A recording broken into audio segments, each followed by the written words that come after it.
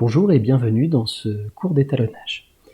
Aujourd'hui, le cours va se dérouler en deux parties. La première partie, on va voir qu'est-ce que l'étalonnage, comment est-ce que ça fonctionne au sein d'Adobe Premiere, quels outils on utilise pour le faire, et dans une deuxième partie, je vais montrer quelques exemples et nous allons faire nous-mêmes l'étalonnage d'une scène. Alors, qu'est-ce que l'étalonnage? L'étalonnage, c'est les modifications colorimétriques de votre image. Et par colorimétrique, il faut bien comprendre l'ensemble des couleurs que constitue votre image, y compris le noir et le blanc. Donc une correction colorimétrique peut également s'appliquer pour du noir et blanc. L'étalonnage se déroule en 3 étapes. La première étape est l'étape de conformation. On va faire en sorte que notre image soit conforme déjà aux normes colorimétriques et à l'espace colorimétrique dans lequel on se situe, et soit cohérente d'un plan à l'autre.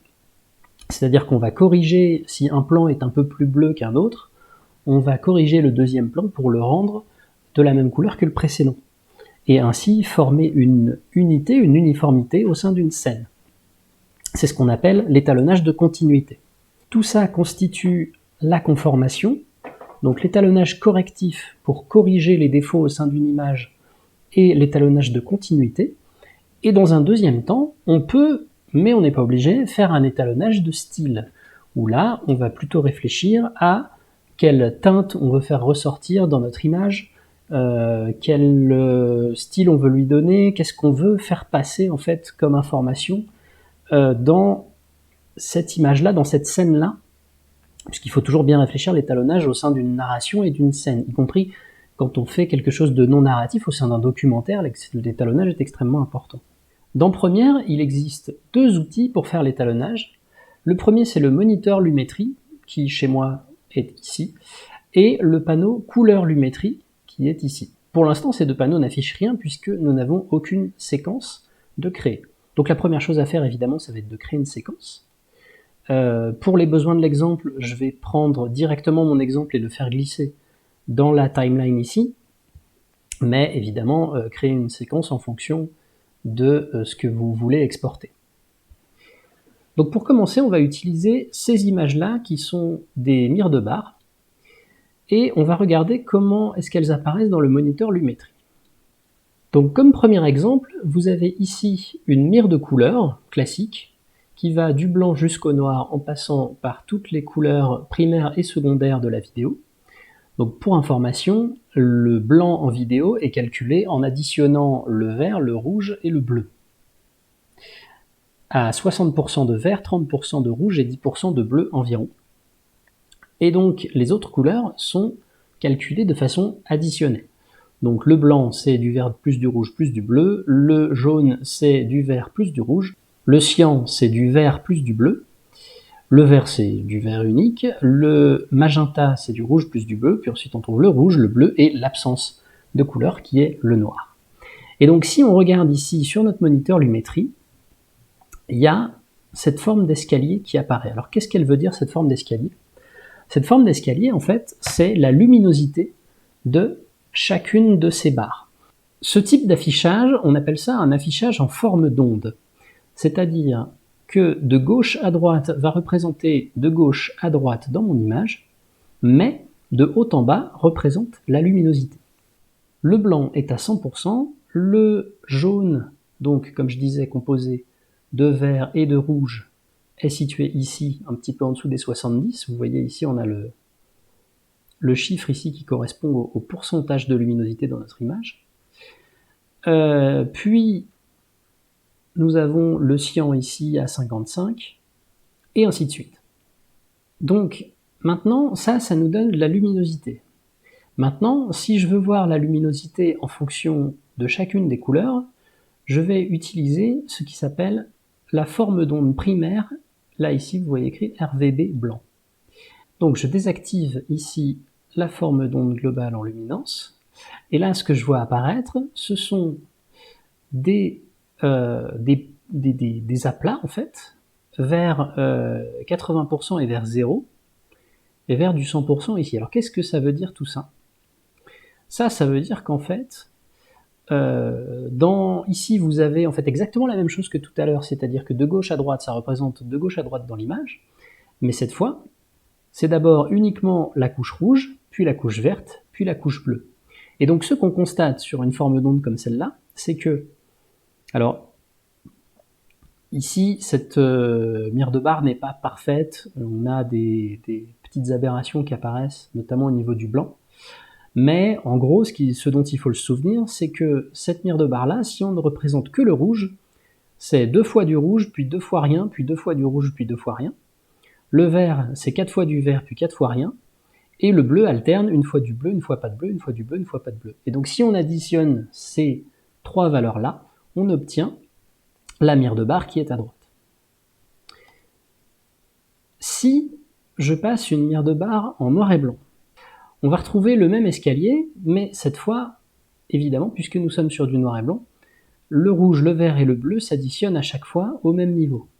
Et donc si je repasse sur ma forme d'onde en luminance, là on va avoir toujours cette forme d'escalier qui va représenter ma luminosité qui augmente. Puis le noir à droite de l'image qui est représenté ici avec un trait qui arrive à 0. Alors à droite, à gauche, je vous ai dit c'était représenté en pourcentage, à gauche c'est représenté de 0 à 255 qui représente les 8 bits de la couleur que peut gérer Premiere Pro. Ayez bien en tête le fait que Premiere Pro gère principalement l'image en 8 bits, ce qui n'est pas le cas de Resolve qui lui va tout gérer en 10 bits. Donc si vous travaillez avec Resolve, les valeurs vont s'afficher de 0 à 1024. On comprend assez facilement en quoi c'est un avantage énorme. C'est-à-dire que de 0 à 1024, vous avez beaucoup plus de nuances que de 0 à 255.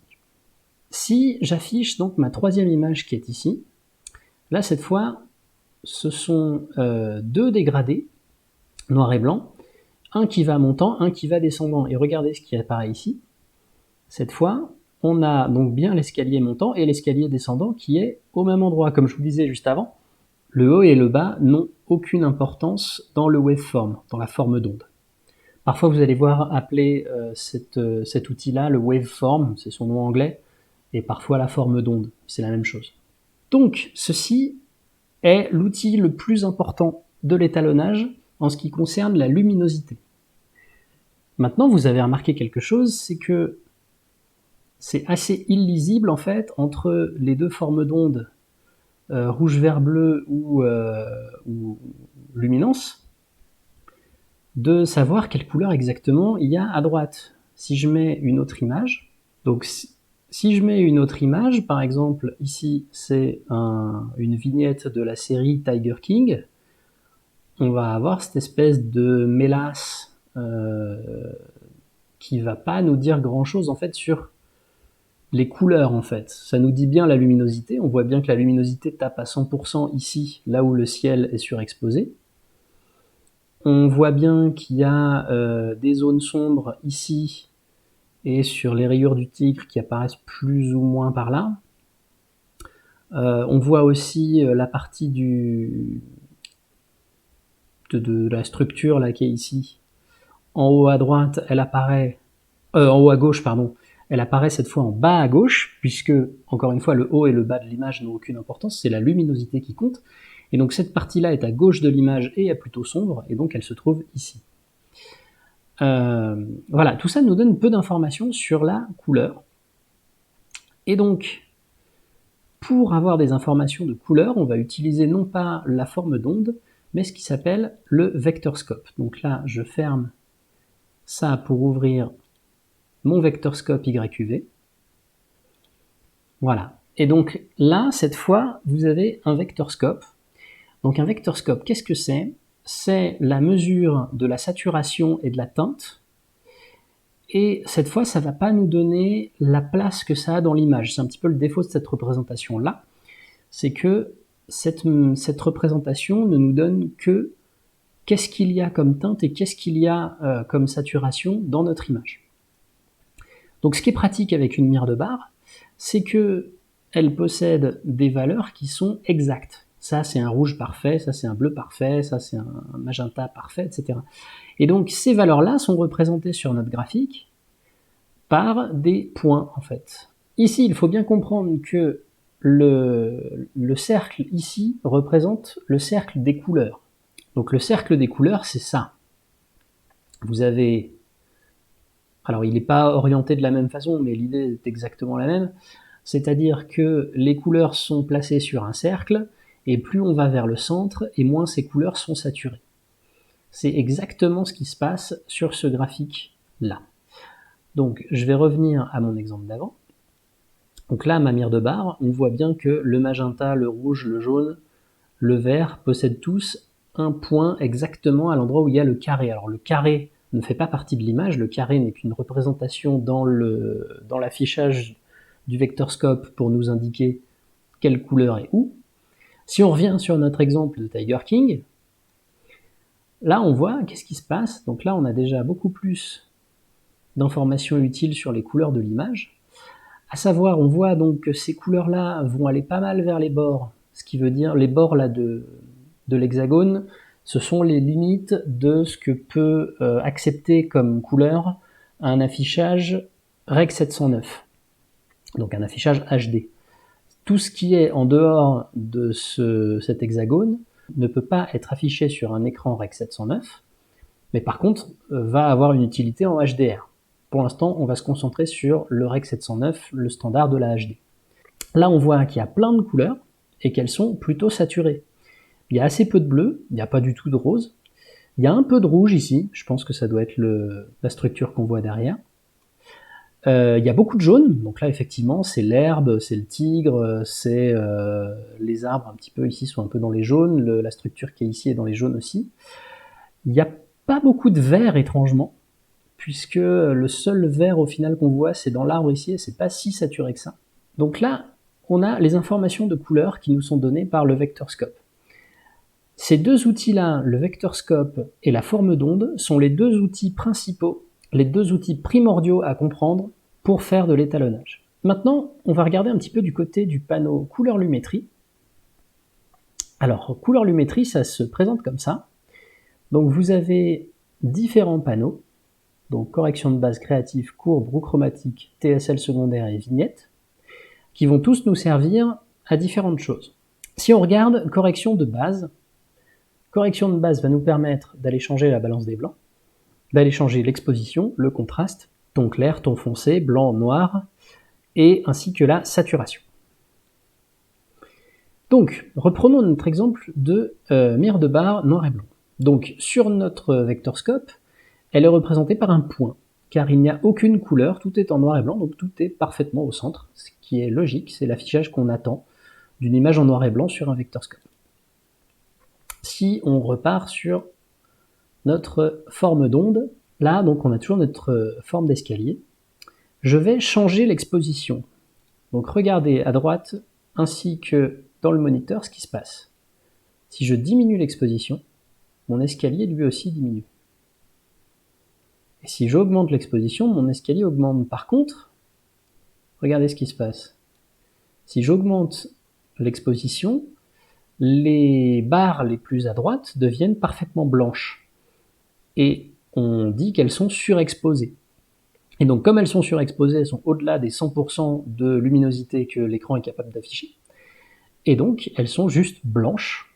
Elles ne peuvent pas être plus blanches que le 100%, le 255 de luminosité.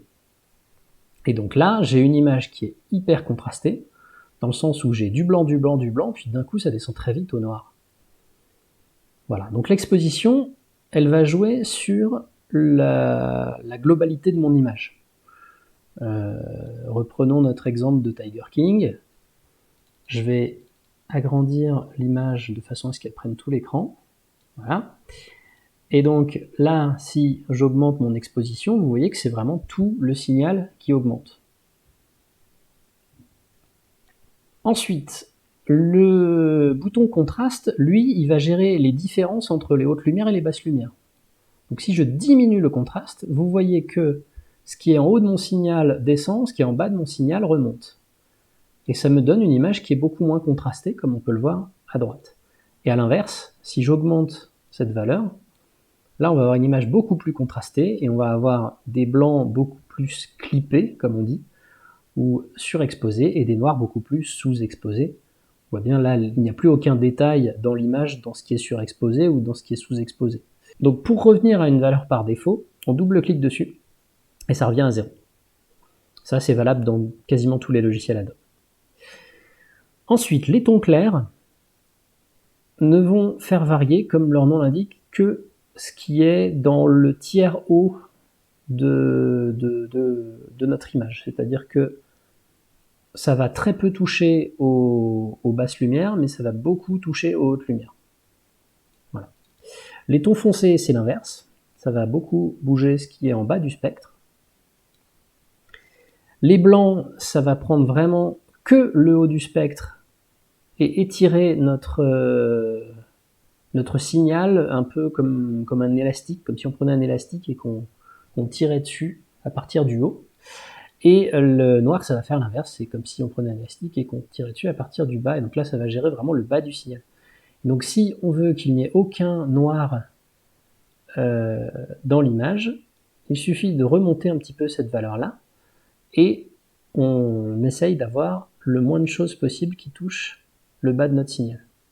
Alors il reste encore un petit peu des artefacts ci et là, mais là je pense que c'est dû à l'affichage de première et pas forcément du signal, parce que quand je maintiens le bouton, vous voyez qu'ils n'y sont plus. Voilà, ça c'est le défaut de l'étalonnage sous première. Première n'est pas un vrai logiciel d'étalonnage. Ça va bien pour faire des petites retouches par-ci par-là rapides. C'est pas un outil professionnel. C'est un truc qui fait le taf quand on n'a pas le temps. Mais clairement, moi je vous invite à passer par DaVinci Resolve si vous voulez faire des choses plus précises et plus pro. Ça, c'est les différents boutons qu'on a à notre disponibilité. Puis vous avez tout ce qui fait partie de la couleur, donc la température, la teinte et la saturation. Ça ne va pas changer grand-chose dans notre forme d'onde. Là, pour le coup, il va falloir aller regarder du côté du vectorscope. Donc, si je raffiche le vectorscope, là, ce qu'on voit ici, c'est que, donc comme je disais juste avant, l'image est très saturée. Elle va même un petit peu au-delà de ce qui est tolérable dans du Rec 709. Donc si on veut corriger ça, on prend notre curseur saturation et on diminue. Alors vous voyez, il y a encore un souci d'affichage, hein, ça c'est première. Quand on lâche le bouton, l'affichage n'est pas le même que quand on le maintient. Donc on va partir du principe qu'il nous dit la vérité quand on maintient le bouton, parce que sinon on va pas s'en sortir. Et donc on va diminuer cette valeur de saturation, et là vous voyez que mon signal devient de plus en plus petit.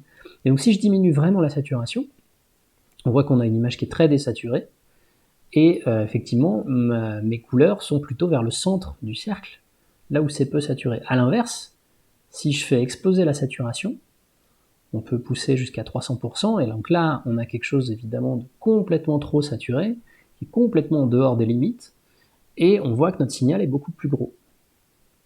On va le réinitialiser évidemment. Maintenant la température. Regardez ce qui se passe dans mon signal si je change la température. En amenant la valeur du orange vers 100, ou ici même à l'extrême vers 300, là on voit que toutes mes couleurs partent vers entre le jaune et le rouge, donc vers le orange. Et inversement, hop, si je fais diminuer ma balance des blancs, là ça va partir vers le bleu. Donc la courbe de balance des blancs, c'est un peu un arc de cercle, c'est pas une ligne droite. Donc voilà, là on voit bien ce qui se passe en termes de couleur, alors que vous voyez que le waveform ne change presque pas. Exactement la même chose pour la teinte, là on va amener l'image vers le magenta ou vers le vert. Ces boutons-là vont nous servir à faire des corrections. Alors évidemment, moi les exemples que j'ai pris, les balances des blancs sont déjà bonnes d'origine, il n'y a pas forcément besoin de toucher à ces boutons-là. Mais dans la vraie vie, ça arrive que on ait une scène éclairée que par des néons et que les néons soient beaucoup trop verts, qu'on ait besoin de rajouter du magenta. Inversement, avec des LED, les LED, ça arrive souvent que les LED pas chers soient des LED trop magenta, on rajoute du vert. La température de couleur, elle peut ne pas bien être réglée dans le boîtier ou dans la caméra. C'est la même chose en photo ou en vidéo, ça fonctionne pareil. Donc voilà, ça va être des choses qu'on va corriger, ou même pour avoir un raccord d'un plan à l'autre. Si on tourne un plan en extérieur et que le plan d'après, il y a un petit nuage qui est passé, l'image va être un chouille plus bleue, donc il va falloir corriger ça. Voilà, c'est le genre de choses qu'on peut faire avec ce panneau correction de base. Si je reprends mon exemple de mire de bar, si sur cet exemple-là, je lui applique des changements colorimétriques, vous voyez comme le vectorscope change. On a les couleurs qui se changent complètement et qui ne sont plus dans les petites cases comme avant, puisque je les ai changées, qu'elles ont changé, leur valeur a changé, leur valeur mathématique a changé. Et donc là, par exemple, on se retrouve avec un cyan qui est beaucoup trop dans les bleus, un bleu qui est trop saturé. Le rouge est toujours bon, par contre, ça c'est rigolo, j'ai tout poussé à fond et le rouge est resté. Voilà, si je reviens ici avec une température à moins 100, là effectivement mon rouge il est là. Alors par contre, cette représentation-là ne donne aucune information sur la luminosité. Ça, c'est toujours notre forme d'onde qui va nous la donner. Là, on a vraiment des informations que sur la couleur et la saturation. Donc vous voyez comme tout ça peut changer. Et si je change la balance des blancs d'une image en noir et blanc, et bien là, effectivement, on a une saturation qui va apparaître. Là, par exemple, hop, je la fais basculer en rouge. Ça nous permet d'avoir ça. Donc là, vous voyez, j'ai passé toute l'image en cyan, ça passe vers le cyan. Alors, maintenant, je vais prendre un exemple concret et je vais vous montrer ce qu'on peut faire avec.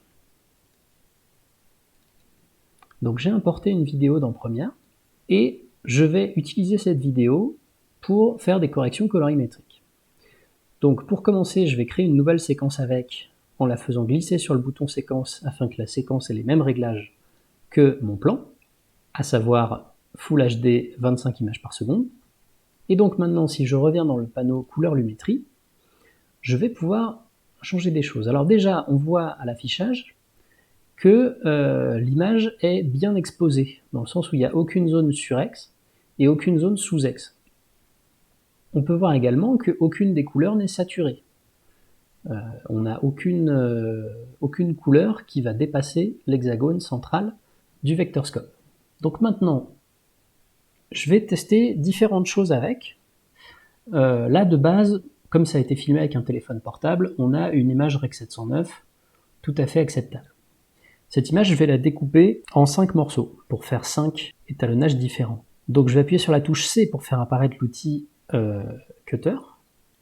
Je vais découper 5 morceaux, voilà, qui ne sont pas du tout égaux, mais on s'en fiche. Donc en premier, on va juste laisser l'image plus ou moins telle qu'elle, en allant juste redresser un petit peu notre signal. Donc pour ça, on va baisser un tout petit peu les noirs et les tons foncés de façon à ce que les noirs soient vraiment noirs.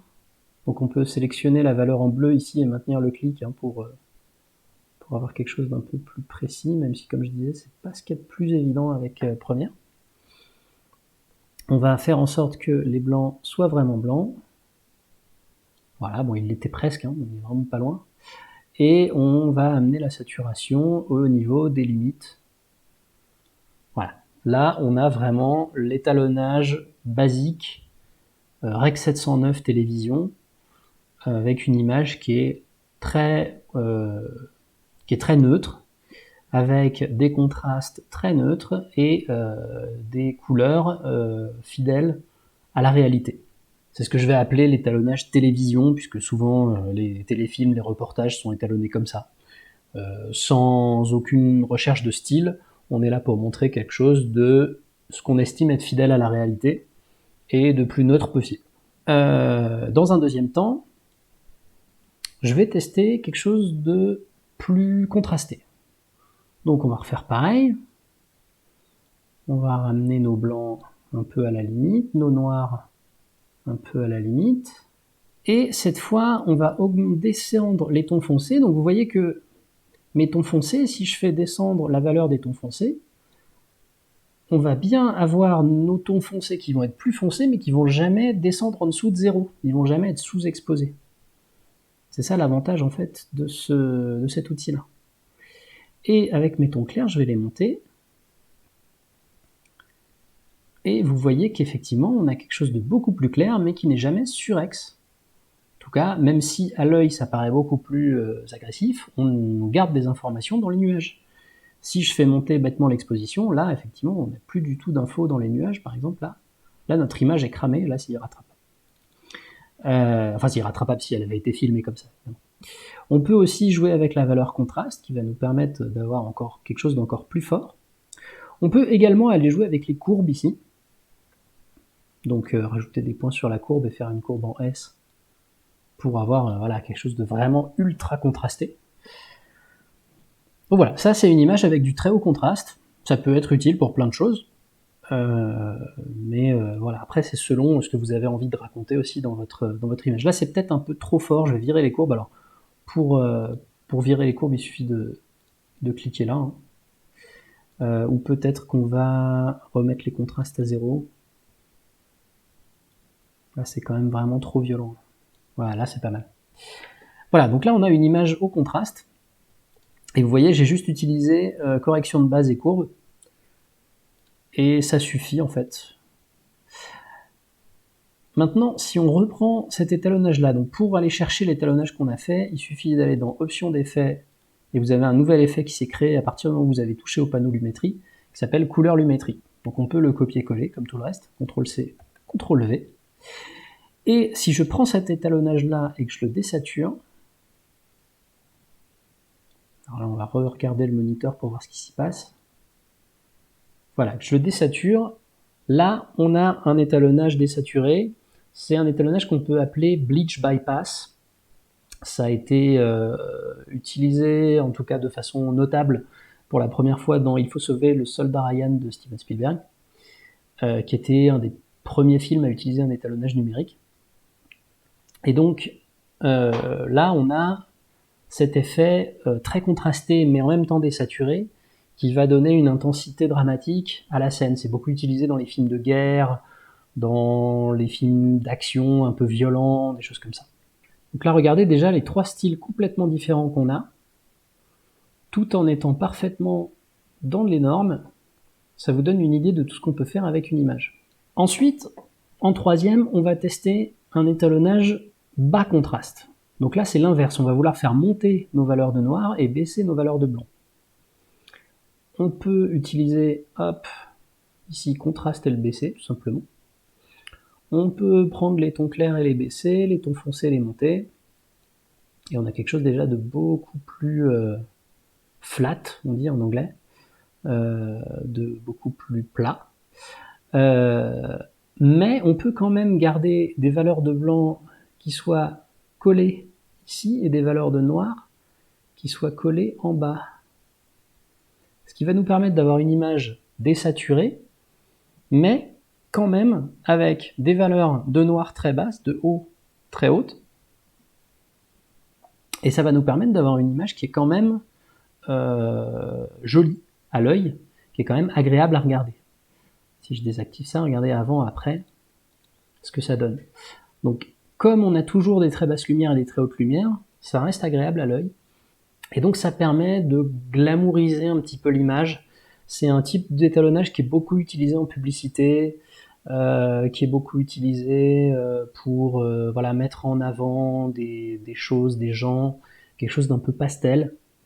On peut aussi monter un peu la saturation pour reprendre à fond ce côté pastel. Et donc tout ça juste avec les corrections de base, regardez avant, après, là une image qui est assez agréable aussi. Donc voilà, ça c'est un quatrième type d'étalonnage. Alors finalement j'ai changé d'avis, on va en faire un sixième. Hop. Donc le cinquième, ça va être, je vais vous montrer un peu comment on peut faire ce qu'on appelle une nuit américaine, c'est-à-dire faire croire qu'il fait nuit alors qu'il fait jour. Bon, là ça marchera pas parce qu'on voit le ciel, mais je vous montre quand même l'idée. Donc l'idée c'est de baisser la luminosité, puisque la nuit il fait sombre, et de pousser la température de couleur vers les bleus. Et donc, hop, ton foncé. Voilà, de faire vraiment notre signal le plus bas possible. Et de désaturer également, puisque la nuit, il n'y a pas beaucoup de couleurs. Donc on peut désaturer et avoir une image comme ça, sombre, où, bon là, clairement ça marche pas, parce qu'il fait un grand soleil, mais si on utilise une image un peu plus grise, un peu plus à l'ombre, ou un jour où il fait pas beau, on peut assez facilement faire croire qu'il fait nuit en utilisant ce genre d'astuce-là. Le dernier type d'étalonnage qu'on va voir ensemble, qui est un peu plus complexe à mettre en place, s'appelle le Teal and Orange. L'idée, c'est de mettre les hautes lumières en orange et les basses lumières plutôt dans des tons bleus. Mais l'idée aussi, c'est que les hautes lumières ne soient que des personnages, alors que les basses lumières soient à l'arrière-plan. Donc je vais vous montrer le principe sur cet exemple-là, mais plus tard on verra des exemples un peu plus parlants avec des personnages dedans. Donc l'idée, c'est de faire un étalonnage assez neutre. Donc comme tout à l'heure, hop. L'idée, c'est de commencer par faire des corrections assez neutres, donc avec nos blancs qui touchent le 100, nos noirs qui touchent le 0, mais sans y plonger non plus. Voilà. Et ensuite, d'utiliser un outil qui va nous séparer les hautes lumières des basses lumières. Et donc pour ça, il y a plusieurs options dans Premiere. On peut aller soit dans Créatif, soit dans TSL secondaire. On va regarder d'abord dans Créatif. Donc dans Créatif, vous avez ici deux roues chromatiques. Donc d'abord, vous avez la possibilité d'ajouter des looks qui sont en fait des luttes. Donc une lutte, c'est la même chose qu'en informatique, à savoir vous rentrez des données d'un côté, ça vous sort des données de l'autre. L'idée, c'est on rentre les données de couleur et elles ressortent corrigées, quoi, avec les différentes luttes. Alors là, vous voyez, j'en ai pas mal qui sont par défaut avec Premiere. On peut déjà avoir des styles avec ces luttes-là. Je vous invite évidemment à jouer avec. Vous pouvez aussi choisir l'intensité de la lutte. Donc là, comme j'en ai pas mis, évidemment, ça change rien, mais voilà, si je change ça, hop, ça va être plus ou moins intense. Hop, on peut choisir donc à quel point cette lutte agit sur l'image. On peut utiliser l'option décoloration pour décontraster automatiquement l'image. Voilà, alors vous pouvez faire ça ici, mais vous pouvez également faire ça dans le panneau correction de base, ça revient au même. Vous avez ici l'option netteté pour rajouter de la netteté à votre image. Je déconseille d'aller trop fort avec ce truc-là, ça peut vite faire mal aux yeux. Mais ça peut rattraper un plan un tout petit peu flou, mais voilà, ça fait pas des miracles non plus. Si je le pousse à fond, évidemment, c'est affreux. C'est par là où on voit pas bien parce que c'est tout petit, mais je regardais à 100% ce qui se passe dans l'image. Là, c'est presque de la peinture pointilliste, tellement c'est abusé. Mais, et à l'inverse, on peut aussi flouter un petit peu la chose. Donc, regardez par défaut comment est l'image. Si j'en rajoute un tout petit peu, ça peut être pas mal. Mais il faut vraiment pas y aller trop fort avec ça. Vous pouvez rajouter de la vibrance dans les couleurs. Donc la vibrance, c'est la saturation, mais le contraste de la saturation, en fait, c'est à quel point les couleurs sont différentes les unes des autres sur les différentes couleurs qu'il y a dans l'image. On peut également régler la saturation ici. C'est un deuxième bouton de saturation en plus de celui de correction de base si jamais vous voulez virer votre correction de base et refaire une saturation après. Et surtout, ce qui nous intéresse, vous avez ici les teintes des tons foncés et les teintes des tons clairs. Et donc là, typiquement, je veux que mes tons foncés aillent vers le bleu et que mes tons clairs aillent vers le orange.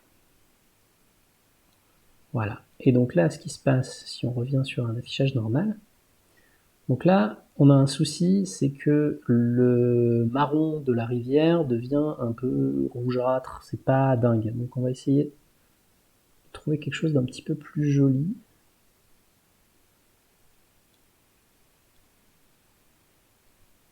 Et ici de pousser un petit peu plus le bleu. Et donc avec le bouton balance des teintes, vous pouvez lui dire à partir de quelle luminosité il considère que c'est un ton clair ou un ton foncé, ce qui est plutôt pratique. Et donc là, on retrouve effectivement donc des tons clairs qui sont plus chauds et des tons foncés qui sont plus froids. En termes de couleur, bien sûr, pas en termes de température de couleur, sinon c'est l'inverse. Toujours pareil, on peut double-cliquer pour réinitialiser. Une autre possibilité, c'est d'utiliser à nouveau les courbes, mais cette fois en utilisant la courbe du bleu. Et donc, hop, en faisant une courbe comme ça, on se retrouve avec plus de bleu dans les basses lumières et moins dans les hautes. Et on peut peut-être être un peu plus précis déjà avec cet outil-là. Ce qui va nous permettre quand même d'avoir quelque chose de plus joli. On n'est pas obligé de faire ça avec du bleu et du orange, là c'est l'exemple que je vous donne, mais on peut tout à fait faire ça avec du vert. Ça peut être plutôt pas mal aussi. Alors faire attention avec les courbes parce que ça rajoute aussi du contraste, ça change la luminosité. C'est quand même quelque chose auquel il faut faire gaffe. Mais voilà, si je mets une courbe en vert comme ça, on a les arbres qui ressortent beaucoup plus. Et si je fais l'inverse avec mon rouge par exemple, là ça va nous donner un effet un petit peu vieille péloche. Oula, non, pas ça. Voilà, CTRL Z. Ça nous donne un effet un petit peu vieille pellicule des années 70, ce qui peut être pas mal aussi. Une autre façon, comme je vous disais plus tôt, c'est d'utiliser le TSL secondaire.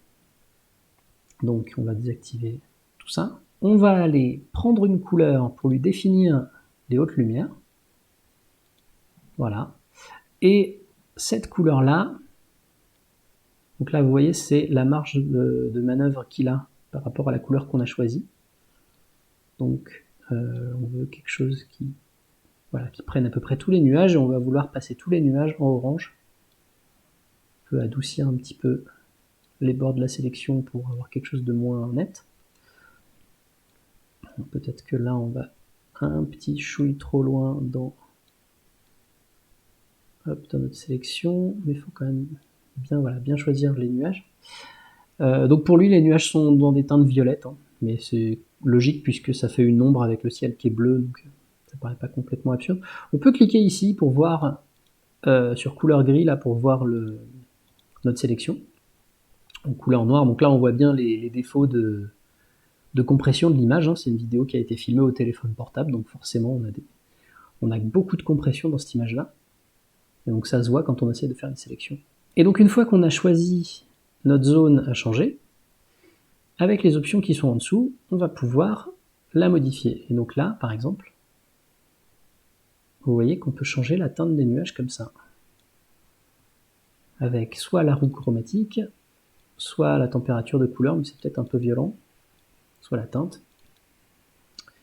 On peut également donner plus ou moins de contraste aux nuages, ce qui est plutôt intéressant d'ailleurs. Et on peut, avec ce bouton-là, diminuer ou augmenter leur luminosité. Si on veut donner des nuages plus menaçants, voilà, on peut utiliser ça. Alors faut pas y aller trop fort non plus, parce que sinon on voit vite les bords de votre sélection. Mais voilà, on peut faire des petites retouches comme ça avec l'outil TLS secondaire. Et donc grâce à cet outil-là, on va pouvoir par exemple aller sélectionner toutes les teintes de peau et les passer légèrement en orange, alors que tout le reste va être plus en bleu. Et donc c'est là qu'on obtiendra le look teal and orange. Mais je vais vous montrer des exemples un peu plus parlants de films. Vous allez voir que c'est un étalonnage qui est très très très utilisé à Hollywood notamment. Le dernier outil ici, c'est la vignette. Donc là, comme son nom l'indique, vous pouvez rajouter une vignette à votre image. Si vous trouvez ça cool, voilà. Moi je pars du principe qu'il ne faut pas y aller trop fort, mais de base j'en mets une très forte juste pour voir ce que je fais. Voilà, hop, on peut choisir plus ou moins flou. Et une fois que j'ai choisi mes réglages, là, je reviens à une valeur un peu plus proche du 0, juste pour donner un petit peu plus de pêche à l'image. Là, c'est même un peu trop fort, juste comme ça, c'est déjà pas mal. Voilà. Le dernier outil dont j'ai pas parlé, c'est les roues chromatiques. Donc en fait, c'est comme dans Créatif avec les deux roues chromatiques de ton clair et de ton foncé qui sont là. On va pouvoir, je désactive le reste, on va pouvoir changer les tons foncés, les tons clairs et les tons moyens cette fois, pour avoir donc un look. Donc, par exemple là, je vais passer mes tons foncés en bleu, mes tons clairs en orange, et déjà on a quelque chose d'un petit peu plus convaincant.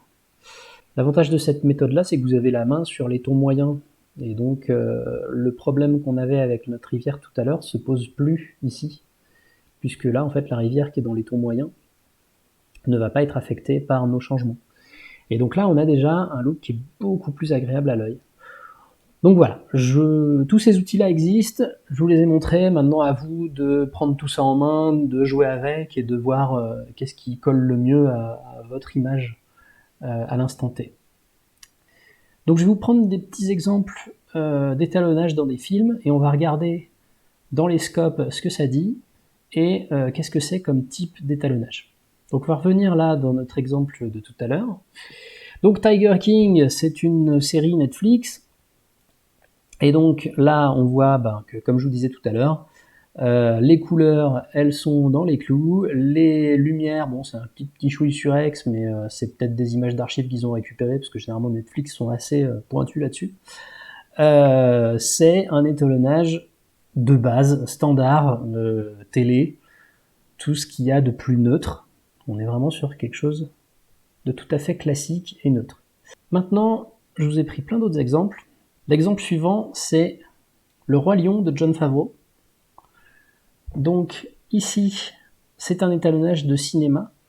Et donc au cinéma, on va essayer de faire en sorte que les hautes lumières ne dépassent jamais le 100%, on va jamais avoir de vrai cramé au cinéma, parce que comme c'est projeté dans une salle noire, ça peut vite être agressif pour l'œil.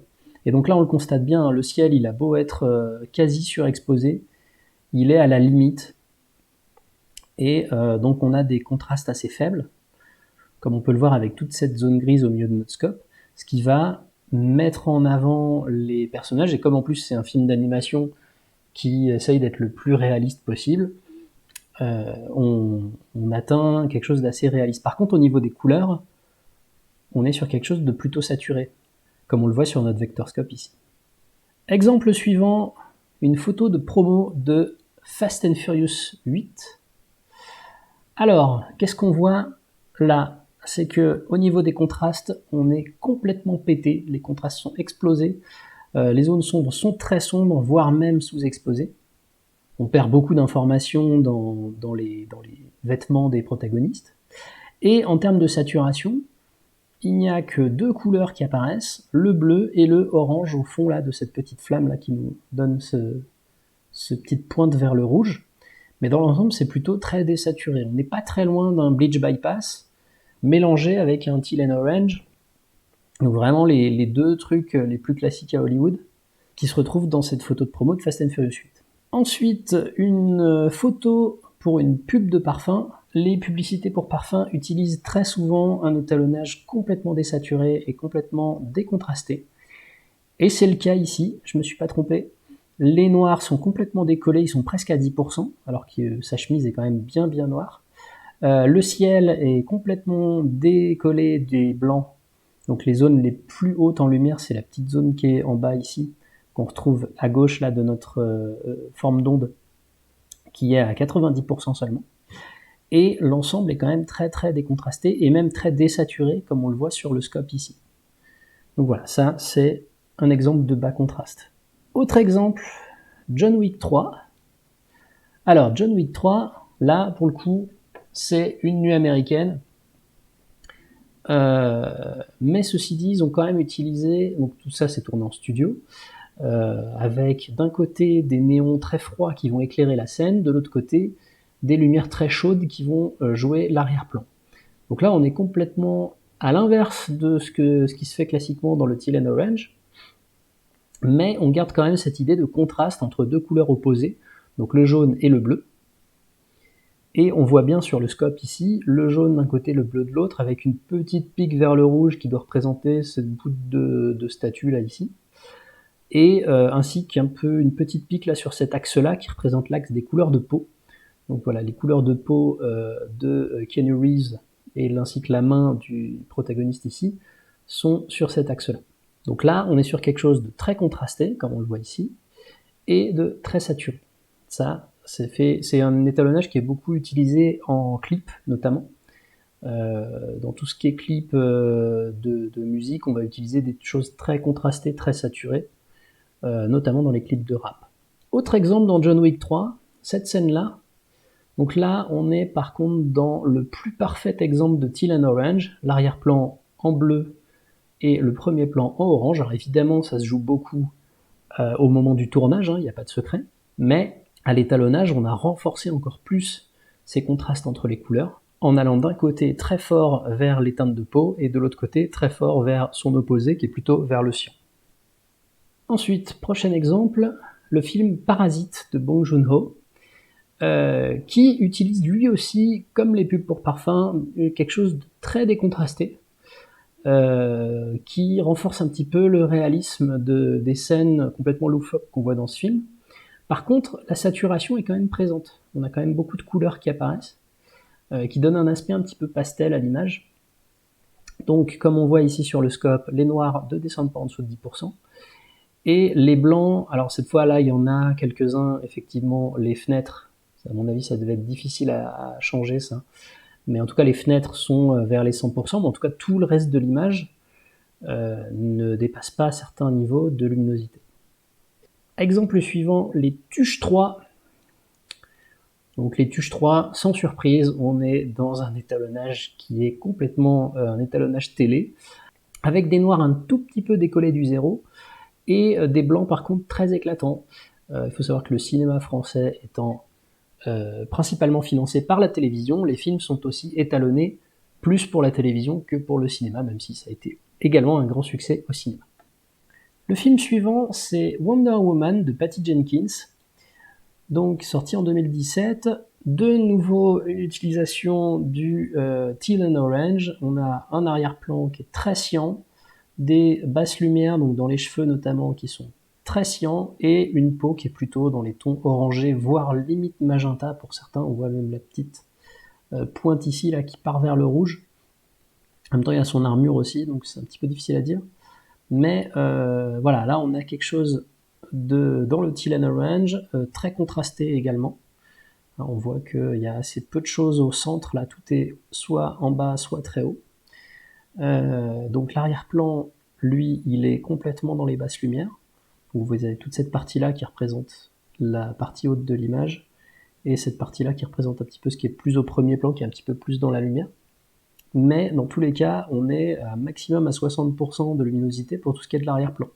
Et par contre, le personnage, lui, il va aller jusqu'à 90% de luminosité sur les parties un petit peu plus exposées ici. Et il va vraiment se détacher de l'arrière-plan. Donc le fait de l'avoir éclairé beaucoup plus que l'arrière-plan et le fait de renforcer les contrastes entre les couleurs bleu et orange font cet effet Hollywood, voilà, teal and orange, cyan et orange, qu'on voit si souvent. Exemple suivant, c'est Blade Runner 2049 de Denis Villeneuve. Là, pour le coup, on est complètement sur un genre de bleach bypass. Donc dans cette scène-là, l'image est extrêmement décontrastée, désaturée. Là, vous voyez qu'on n'est pas loin du zéro en termes de saturation. Il y a juste une toute petite pointe vers le orange. Parce qu'en fait, quand on désature une image, généralement, on veut garder les teintes de peau. Donc pour faire ça dans Premiere, on fait ça avec le TSL secondaire. On va aller chercher la peau et augmenter sa saturation par rapport au reste de l'image, ce qui fait que ça ne va pas nous donner des visages complètement surnaturels, cadavériques, quoi. Et donc c'est ça qui va nous permettre d'avoir un look intéressant, mais tout en gardant des teintes de peau correctes. Exemple suivant, Mad Max Fury Road de George Miller. Donc là, on est sur de nouveau quelque chose de très bleu et orange, avec un orange beaucoup plus saturé. Là, vous voyez, on dépasse carrément les limites du Rec 709. Au cinéma, ça pose pas de problème, mais en tout cas, à la télé, il faut faire un petit peu gaffe à ça. Ce qui veut dire qu'en fait, si vous regardez ce film-là sur votre télé avec ces réglages-là, ben, ça va clipper tout ce qui est orange là, va trop saturer pour votre télévision. Et le ciel qui va être très très cyan, qu'on va retrouver ici là dans notre signal. En termes de contraste, on est plutôt contrasté, mais paradoxalement plutôt dans les basses lumières, c'est-à-dire qu'il y a très peu de choses qui dépassent le 70 de luminosité. Il y a juste le corps du personnage qui est ici, qui va aller jusqu'à 80 là. Mais le reste va être quand même très contrasté, avec beaucoup de choses qui sont dans les basses lumières, donc toute la partie basse de la voiture, tout ce qui est ici, et beaucoup de choses aussi dans les moyennes lumières qui vont être le ciel et le sable, qui vont être à peu près à la même luminosité cette fois, mais par contre avec des couleurs très très différentes. Dernier exemple, c'est un exemple de nuit américaine qu'on retrouve dans le même film, dans Mad Max Fury Road, où là, voilà, comme je vous disais tout à l'heure, on prend une image qui a été tournée de jour, mais avec des gros nuages, histoire de ne pas montrer qu'on est de jour. On baisse la luminosité à fond, là vous voyez qu'il n'y a rien qui dépasse les 50% de luminosité, ça doit être les zones qui sont par là et par ici. et on pousse toutes les couleurs vers le bleu, ce qui nous donne cette impression de nuit. Alors dans Mad Max Fury Road, elle a la particularité d'être plutôt saturée comme nuit américaine, mais en règle générale, c'est quelque chose qu'on évite. En nuit américaine, on préfère désaturer, mais en tout cas, voilà, dans ce film-là, ils ont fait le choix de la saturation, et c'est plutôt réussi. Voilà, j'espère que vous avez pu suivre tout comme il faut. Si vous avez des questions, je serai donc en ligne le 7 mai, et donc je vais vous envoyer également le travail à faire pour le 15, et j'espère que vous vous portez bien et que ça vous aura appris des choses. Au revoir et à bientôt pour un prochain cours.